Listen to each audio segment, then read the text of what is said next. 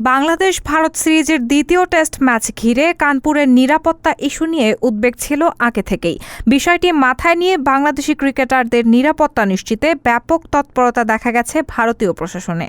তবে ম্যাচ মাঠে গড়াতেই বিদ্বেষের শিকার হয়েছেন এক বাংলাদেশ সাপোর্টার। কানপুর টেস্টের প্রথম দিন টেস্ট চলাকালে বাংলাদেশের এক সমর্থককে মারধর করেছেন ভারতীয় সমর্থকরা। টাইগার রবি নামে খ্যাত বাংলাদেশের সমর্থককে ম্যাচের শুরু থেকেই অকথ্য ভাষায় গালাগালি করেন ভারতীয় সমর্থকরা।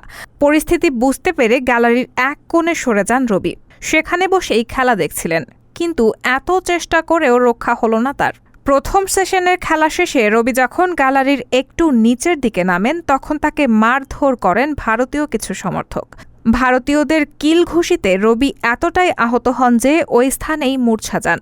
তার কিছুক্ষণ পর স্থানীয় পুলিশ ঘটনাস্থলে হাজির হয়। তখন তারা রবিকে মাঠেই প্রাথমিক চিকিৎসা দেওয়ার চেষ্টা করেন। এরপর সেখান থেকে তাকে একটি গাড়িতে করে হাসপাতালে নিয়ে যান বলে জানা গেছে। রায়হানা মুন, সবার কথা।